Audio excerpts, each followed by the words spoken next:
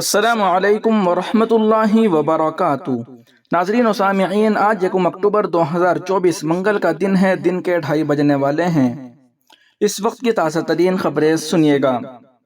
حضرت مولانا مفتی ابوالقاسم صاحب نعمانی، مولانا خالد سیف اللہ صاحب رحمانی، ان کے علاوہ بڑے بڑے اکابر علماء کے امت کے نام اہم پیغامات بھی آپ اس ویڈیو کے اندر سنیں گے۔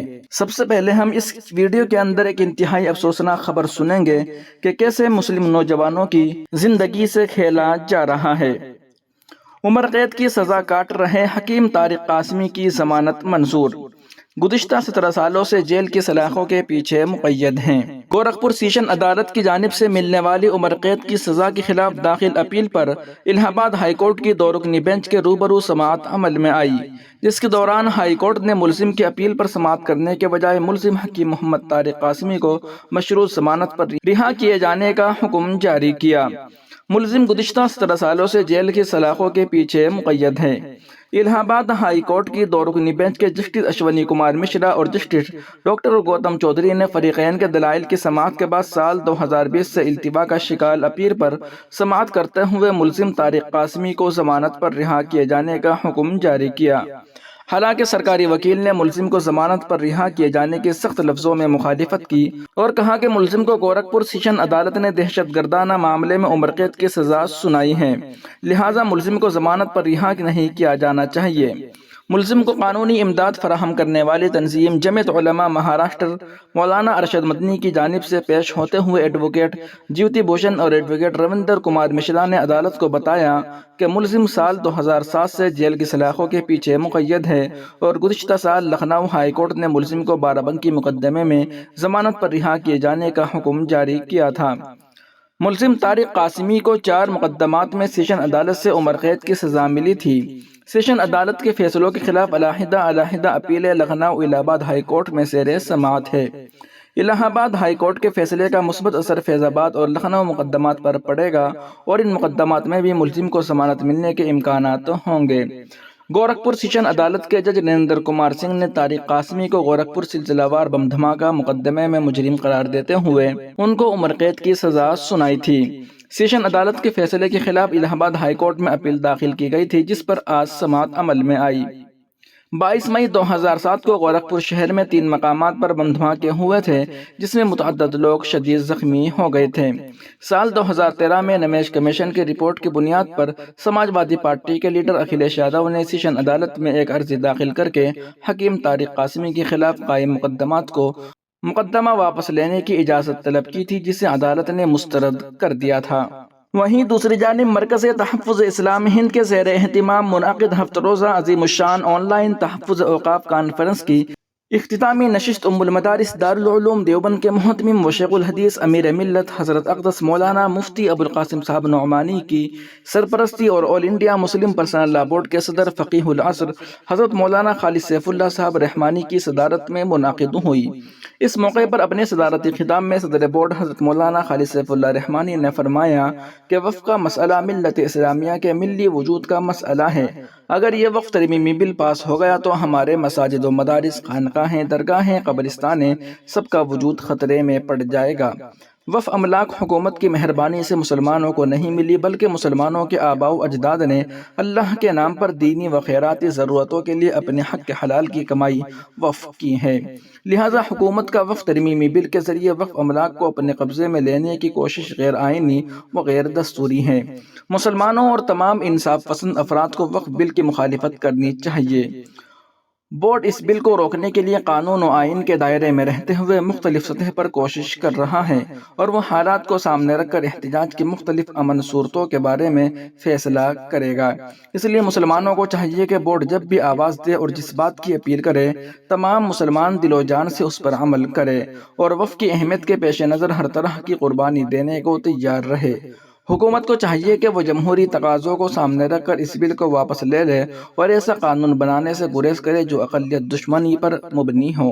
کانفرنس سے کلیدی خطاب کرتے ہوئے دارالعلوم دیوبند کے محتمم حضرت مولانا مفتی ابوالقاسم نعمانی رکن تاسیسی بورڈ نے فرمایا کہ اب تک مختلف قوانین کے ذریعے مسلمان کے مذہبی معاملات میں مداخلت کرنے کی کوشش کی گئی ہے، لیکن یہ وقف ترمیمی بل سب سے زیادہ خطرناک ہے، کیونکہ اس سے ہماری مساجد، مدارس، خانقاہیں، قبرستان وغیرہ سب داؤں پر لگ جائیں گے، اور اگر یہ بل پاس ہو گیا تو ان کا تحفظ مشکل ہو جائے گا۔ سابقہ وقف قانون وقف املاک کو ریگولیٹ کرنے کے لیے کافی تھا، لیکن مجوزہ وقف ترمیمی بل وقف املاک کو ہڑپنے کی گھناؤنی سازش ہے۔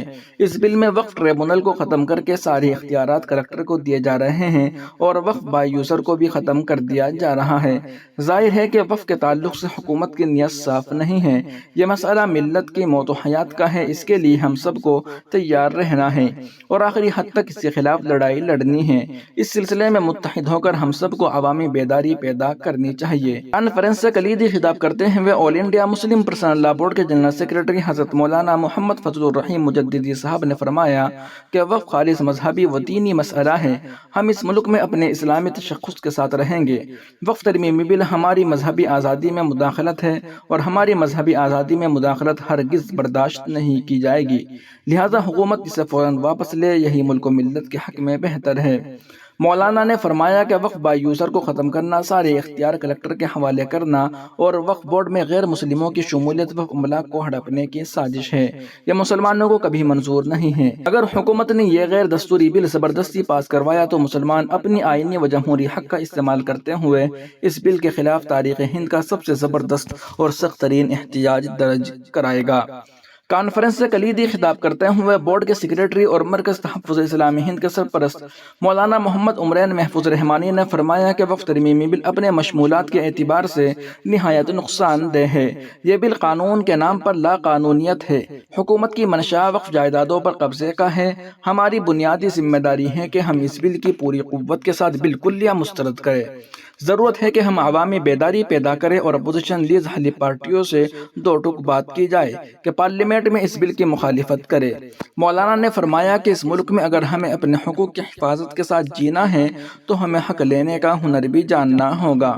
زندہ قومیں ہمت و حوصلے کے ساتھ آگے بڑھتی ہیں، لہٰذا اگر یہ بل واپس نہیں ہوتا تو بوقت ضرورت بورڈ کی آواز پر ہمیں ملک گیر احتجاج کے لیے بھی تیار رہنا چاہیے۔ کانفرنس سے خطاب کرتے ہوئے امیر شریعت کرناٹک حضرت مولانا صغیر احمد رشادی صاحب رکن عاملہ بورڈ نے فرمایا کہ وقف املاک اللہ کی ملکیت ہوتی ہے۔